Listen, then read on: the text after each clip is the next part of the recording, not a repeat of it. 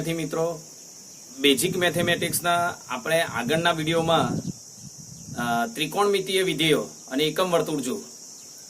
હવે આપણે જે એકમ વર્તુળ જોયું એ ડિગ્રીને ધ્યાનમાં રાખીને જોયું છે. આ ખૂણાને ડિગ્રીમાં પણ લખાય અને આપણે રેડિયનમાં પણ લખી શકીએ. તો રેડિયન એટલે શું, ચલો તો એ સમજીએ.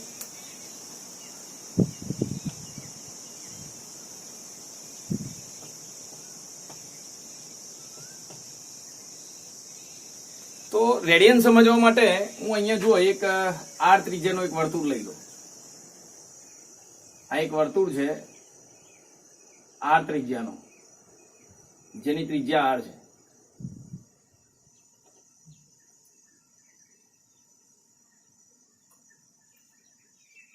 બરોબર. હવે હું અહીંયા આ જગ્યાએ આ ત્રિજ્યા જેટલી લંબાઈની હોય, આ ત્રિજ્યાની લંબાઈ જેટલી હોય એટલી લંબાઈની અહીંયા ચાપ લઈ લો. આમ ચાપની લંબાઈ પણ આપણે એટલી લઈ લઈએ.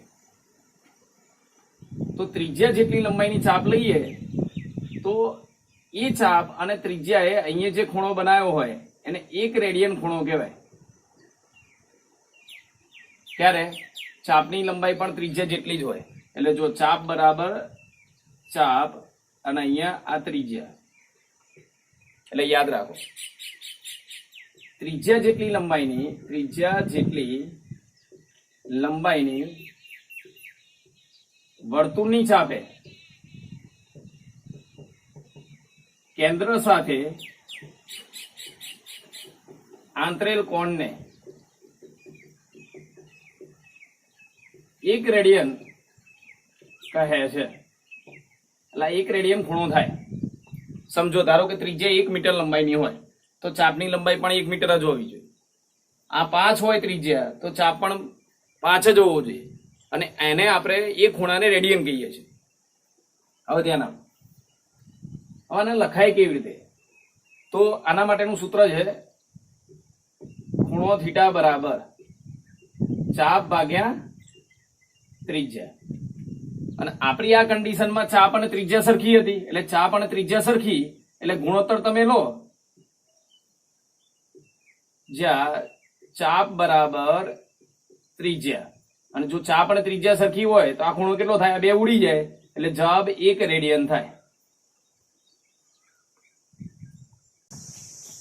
હવે જો આ સૂત્ર પરથી ચાપને લખ્યું હોય કેવી રીતે લખાય? તો ચાપ બરાબર સૂત્ર શું બને? ચાપ બરાબર ખૂણો થીટા. આ ખૂણો અને ત્રિજ્યા ગુણાકારમાં એટલે ઇન્ટુ ત્રિજ્યા. આવું સૂત્ર બને. ચાપનું સૂત્ર બનાવવું હોય ને તો ટૂંકમાં એનો અર્થ એવો થાય કે તમારા વર્તુળની ચાપ લાવવી હોય તો ખૂણો અને ત્રિજ્યાનો ગુણાકાર કરવો પડે. ખૂણાનો હું થીટા લખી દઉં છું અને એનો જવાબ 1 રેડિયન થાય. બરોબર. ચલો તો ધ્યાન આપજો. હવે આપણે એક સૂત્ર બનાવીશું ડિગ્રીનું ખૂણા રેડિયનમાં, રેડિયનનું ડિગ્રીમાં કેવી રીતે રૂપાંતર થાય. ધ્યાન આપજો. તો આ એક વર્તુળ છે. આ વર્તુળની ચાપ લખવી હોય તમે કેટલી લખશો? વર્તુળની આખા વર્તુળની ચાપ, સમગ્ર વર્તુળની ચાપ.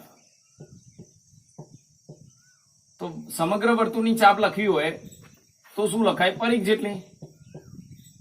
એટલે શું લખાય? 2πr. જે તમને ખબર છે. આખા વર્તુળની ચાપ લખો તો 2πr લખાય. હવે અહીંયા આપણા સૂત્ર પરથી અહીંયા શું આવ્યું જુઓ તો ચાપ બરાબર ખૂણો ઇન્ટુ ત્રિજ્યા.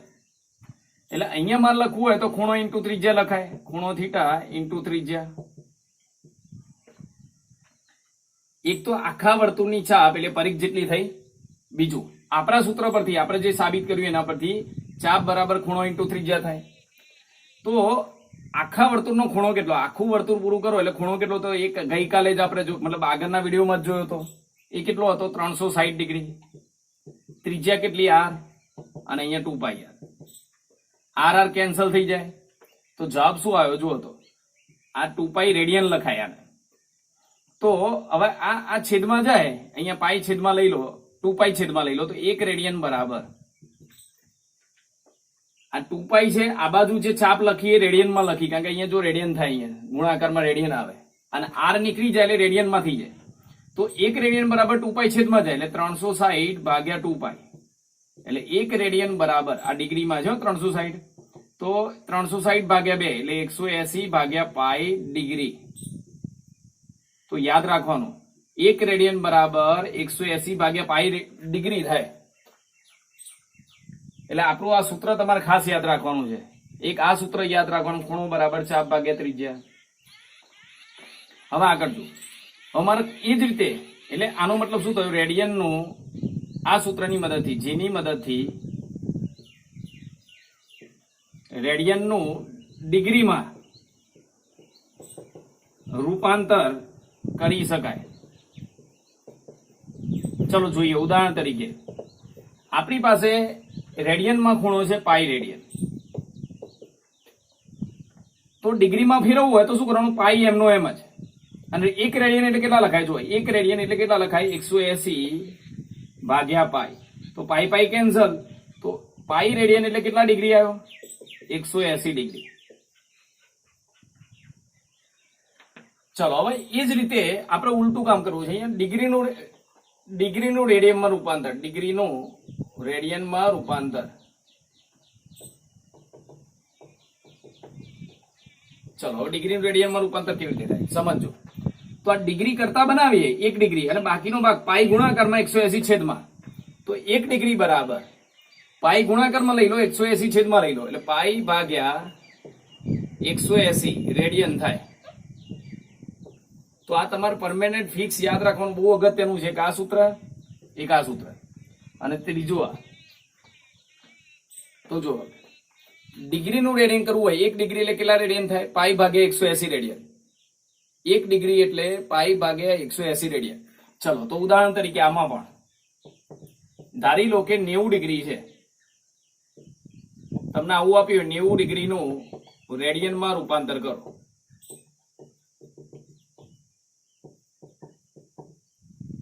તો 90 ડિગ્રીનું રેડિયનમાં રૂપાંતર કરીએ તો શું થાય, 90 ડિગ્રી. હવે 90 તો એમને એમ રહેવા દો, અને 1 ડિગ્રી એટલે કેટલા લખાય, 90 ગુણ્યા 1 લખાય ને, 90 ગુણ્યા 1 ડિગ્રી એટલે 90 ડિગ્રી થાય. અને 1 ડિગ્રી એટલે પાઈ ભાગ્યા 180, એટલે તમે આની જગ્યાએ પાઈ ભાગ્યા 180 લખી શકો. રેડિયનમાં કન્વર્ટ થઈ ગયું. 0 0 કેન્સલ, 9 ગુણ્યા 2 એટલે 18, એટલે પાઈ બાય 2 રેડિયન. તો ટૂંકમાં તમારે કોઈ પણ ડિગ્રીને રેડિયનમાં ફેરવવું હોય, કોઈ પણ ડિગ્રીને રેડિયનમાં ફેરવવું હોય તો પાઈ ભાગ્યા 180 વડે ગુણવું પડે. આ એનો નિયમ છે. 1 ડિગ્રી હોય તો 1 ગુણ્યા પાઈ ભાગ્યા 80 રેડિયન, એટલે રેડિયનમાં કન્વર્ટ થઈ જાય. તો હવે આપણે શું કરીશું, જુદી જુદી ડિગ્રીને રેડિયનમાં કન્વર્ટ કરીશું. અને આગળના વિડીયોમાં જે કિંમતો જોઈ હતી એ પણ આના માટે તમે લખી શકો.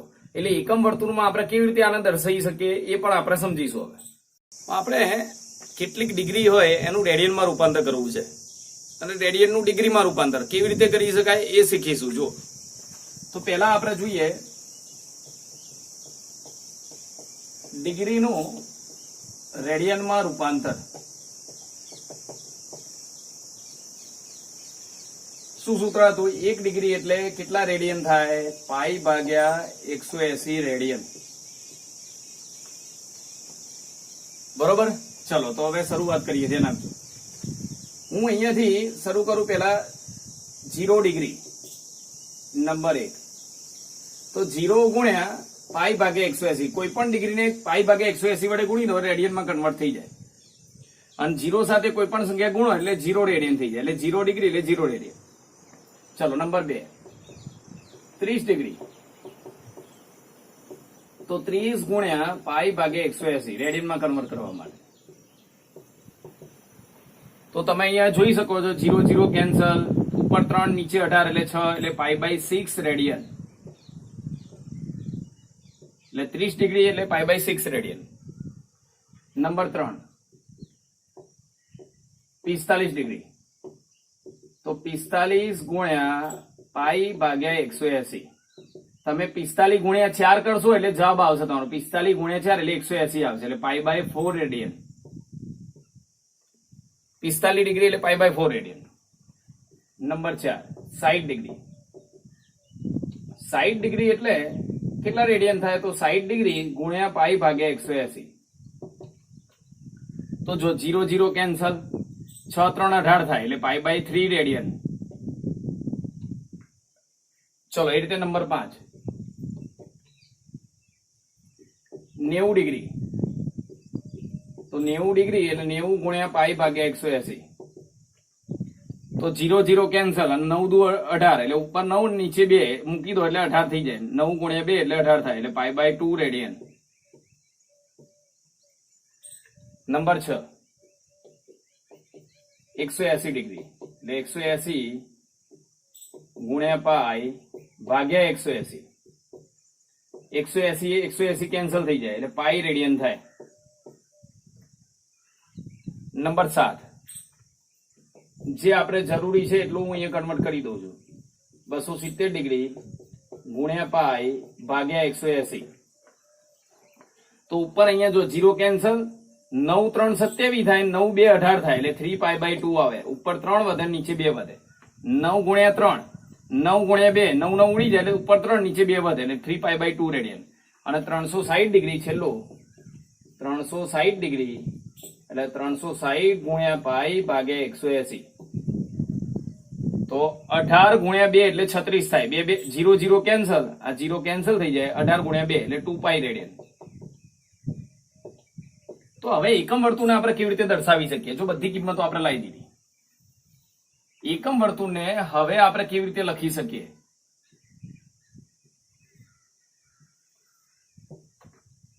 ચલો તો ડિગ્રીમાં કેવી રીતે લખાય યાદ કરો તો તમે બધા. ડિગ્રીમાં કેવી રીતે લખાય? તો 0 ડિગ્રી, 90 ડિગ્રી, 180 ડિગ્રી, 270 ડિગ્રી અને 360 ડિગ્રી.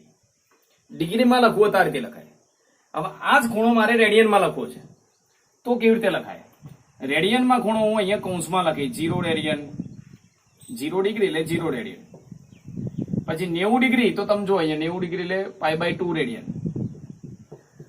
એનો અર્થ એવો થાય કે 90 ડિગ્રી વધે એટલે પાઈ બાય 2 વધે. ફરીથી 90 ડિગ્રી એટલે ફરીથી પાઈ બાય 2, પાઈ બાય 2 વત્તા પાઈ બાય 2 એટલે પાઈ રેડિયન. અહીંયા પાઈ રેડિયન થઈ જાય, પાઈ રેડિયન. તમે અહીંયા જોઈ શકો છો 180 એટલે પાઈ રેડિયન કહેવાય. 270 ડિગ્રી એટલે 3 પાઈ બાય 2 રેડિયન અને 360 ડિગ્રી એટલે 2 પાઈ રેડિયન. એટલે એનો મતલબ એવો થયો કે તમે 90 જેટલો ખૂણો વધે એટલે પાઈ બાય 2 રેડિયન જેટલો ખૂણો વધે. અને 180 ડિગ્રી વધે તો પાઈ રેડિયન જેટલો ખૂણો વધે એટલે અડધું સર્કલ એટલે પાઈ રેડિયન કાં તો ખૂણો 180. રેડિયનમાં ખૂણો ગણો તો પાઈ અને ડિગ્રીમાં ગણો તો 180. ચલો તો અડધું વર્તુળ એટલે પાઈ અને ફરીથી અડધું એટલે બીજો પાઈ એટલે 2 પાઈ થઈ જાય. એનો મતલબ શું થયો હવે સમજો. તો એકમ વર્તુળમાં આપણે ખૂણો કેવી રીતે દર્શાવી શકીએ? અહીં 0 ડિગ્રી હોય, પછી 180 હોય, પછી 360 હોય, પછી આમ ફરતા જઈએ એમ ડિગ્રી વધતી જાય, રેડિયનમાં ખૂણો વધતો જાય. એટલે જો 0 રેડિયન અડધું સર્કલ કેટલું વિચારો? પાઈ રેડિયન. ફરીથી અડધું, ફરીથી પાઈ એટલે 2 પાઈ રેડિયન, 3 પાઈ રેડિયન, 4 પાઈ, 5 પાઈ, પછી 6 પાઈ. જેમ જેમ ફરતા જાઓ એમ રેડિયનમાં ખૂણો વધતો જાય. અહીંયા તમે જો આમ જાઓ એટલે 90 નો વધારો થાય એટલે પાઈ બાય 2 નો વધારો થાય. તો એક વખત પાઈ બાય 2, પછી 3 વખત પાઈ બાય 2, તો 5 વખત પાઈ બાય 2, પછી 7 વખત, પછી 9 વખત પાઈ બાય 2, 11 વખત પાઈ બાય 2. એટલે આ રીતે તમે અહીંયા રેડિયન લખી શકો. તો બાકીનો જે મેં તમને આગળના જે ડિગ્રી કીધી જેમ ફરતા જાઓ એમ એ રેડિયનનો ખૂણોનો ઉપયોગ આપણે પછી જોઈશું. તો હવે જો આપણે સાઈન ને એ બધાની કિંમતો જોઈ હતી, સાઈન, કોસ અને ટેન. આ ત્રણની કિંમતો આપણે જોઈ હતી આગળ ટેબલની અંદર. મેં તમને આગળ એક ટેબલ બતાવેલું હતું, એમાં બધી કિંમતો પણ લખેલી હતી બરોબર. એ ટેબલમાં નીચે રેડિયનમાં ખૂણો હતો. જો અહીંયા 0 degree, 30 degree, 45 degree, 60 degree, 90 degree અને 180. અહીંયા સુધી લખું છું, હું આગળ લખતો નથી. ચલો તો જુઓ હવે રેડિયનમાં લખવું હોય કેવી રીતે લખાય? સાઈન 0 ડિગ્રી, પણ સાઈન રેડિયનમાં લખવું હોય તો સાઈન 0 રેડિયન, પછી પાઈ બાય 6 રેડિયન. જો 30 ડિગ્રી એટલે પાઈ બાય 6 રેડિયન, પછી પાઈ બાય 4 રેડિયન, પછી પાઈ બાય 3 રેડિયન, પછી પાઈ બાય 2 રેડિયન અને પાઈ રેડિયન. મતલબ રેડિયનમાં તમે ધ્યાનથી જુઓ, યાદ રાખવા માટેની એક ટેકનિક કહું તમને. રેડિયનમાં ખૂણો કેવી રીતે યાદ રાખે? 0 માં તો 0 જ છે, 30 છે ને તો નીચે 6 છે જો, એટલે પાઈ બાય 6 રેડિયન. 6 છે તો 3 છે એટલે પાઈ બાય 3 રેડિયન, અને 4 છે તો આમ સીધે સીધો જ છે જો, આ 6 ત્યાં ગયા, 3 આમ ગયા. યાદ રાખવા માટે હો, આવું ના થાય. એટલે 30 ડિગ્રી એટલે π/6 રેડિયન, 60 ડિગ્રી એટલે π/3 રેડિયન, 45 ડિગ્રી એટલે π/4 રેડિયન, 90 ડિગ્રી એટલે π/2 અને 180 એટલે π રેડિયન. યાદ રાખવાનું. હવે કિંમતો તમને ખબર છે, sin 0 ની કિંમત 0, પછી sin 30 ની 1/2, sin 45 ની 1/√2, sin 60 ની √3/2, sin 90 ની 1 અને sin 180 ની 0. તો રેડિયનમાં પણ એવું જ થાય. તમને એમ કે sin π/6 ની કિંમત કેટલી, એટલે તમારે શું વિચારવાનું, આ π/6 એટલે 30 ડિગ્રી છે અને sin 30 ની કિંમત કેટલી, 1/2. હવે તમે જોઈ લો, sin π/6 એની કિંમત 1/2, sin રેડિયનમાં π/6 તો ડિગ્રીમાં 30 તો જવાબ 1/2. ફરી જોઈ લો, sin 180 એટલે sin π, આ બંનેની કિંમત સરખી જ થાય. રેડિયનમાં π, ડિગ્રીમાં 180 તો જવાબ 0 જ આવે. એટલે આ તમે રેડિયનમાં કિંમતો પણ સાથે સાથે યાદ રાખવાની. પછી તો આપણને ખબર જ છે શું કરતા હતા. અહીંયા જો 90 વાળો ભાગ અહીંયા જતો હતો એટલે 1, 0 વાળો ભાગ અહીંયા જતો હતો, આ 60 વાળો 30 માં જતો, 30 60 માં જતો એટલે √3/2, આ 1/2 અને 45 નો એમને માં જ આવતો હતો. બરોબર. અને cos સાઈડ જો અહીંયા 1 છે તો અહીંયા -1 આવતું. તો યાદ કરો, મેં તમને કીધું હતું cos 0 ની કિંમત 1 તો cos 180 ની -1. બરોબર. સામે અહીંયા 1 હોય તો અહીંયા -1 હોય, અહીંયા 0 હોય તો સામે 0 હોય. ચલો હવે આગળ જો, tan ની કિંમત કેવી રીતે લાવતા હતા, 0/1 એટલે 0, આની કિંમત 1/√3, અહીંયા કિંમત 1, tan 45 ની કિંમત 1 એટલે tan π/4 ની કિંમત 1 થાય. પછી અહીંયા કિંમત કેવી રીતે આવે, જો √3/2 અને નીચે 1/2 એટલે √3, આ ઇન્ફિનિટિવ અને આ પાછું 0. sin ભાગ્યા cos એટલે tan નો જવાબ આવી જાય. તો તમે tan ડિગ્રીની કિંમત પણ લાવી શકો. તમને એમ કે tan π/6 અને tan π/3 એટલે તમારે શું સમજવાનું, tan 60 ડિગ્રી, π/3 એટલે 60 ડિગ્રી અને 60 ડિગ્રીની કિંમત √3. તો તમે જુઓ, tan 60 ડિગ્રી એટલે π/3 તો જવાબ √3 આવે. તો આ ટેબલ તમારે રેડિયનમાં પણ યાદ રાખવાનું. રેડિયનમાં હોય તો કેવી રીતે જવાબ લાવવો પડે, તો કેવી રીતે આવે એ આના પરથી ખબર પડે. હવે આપણે ત્રિકોણમિતીય વિધેયની સંજ્ઞાઓ જોઈશું. હવે સમજો, એકમ વર્તુળની અંદર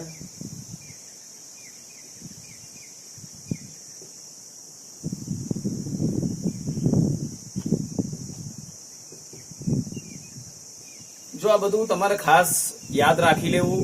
આના માટે તમારે થોડી મહેનત કરવી પડશે, પણ તમારા માટે જરૂરી છે, કારણ કે ફિઝિક્સ તમારા આનાથી જ આવડશે. હવે અહીંયા આપણે થીટા લખવું હોય તો કેવી રીતે લખીએ છીએ, આપણે જો એક્સ અક્ષ સાથે અહીંયા જે ખૂણો બને એને થીટા લખીએ છીએ. પણ જો નીચે ખૂણો બનતો હોય તો શું લખાય, તો નીચે ખૂણો બનતો હોય તો -θ લખાય.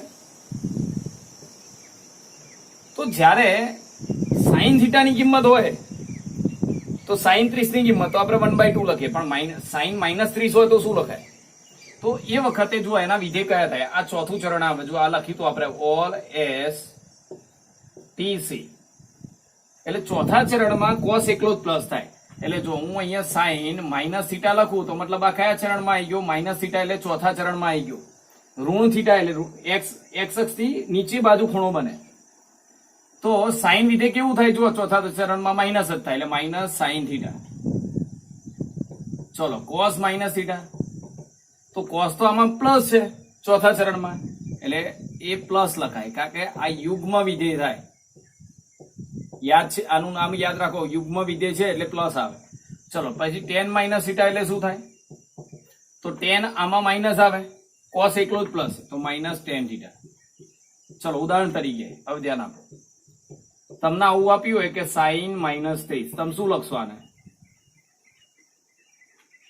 તો -30 એટલે ચોથું ચરણ, ચોથા ચરણમાં sin ઋણ થાય એટલે -sin 30 થાય એટલે શું કરવાનું, -12 લઈ લેવાનું. sin 30 ની કિંમત 1/2.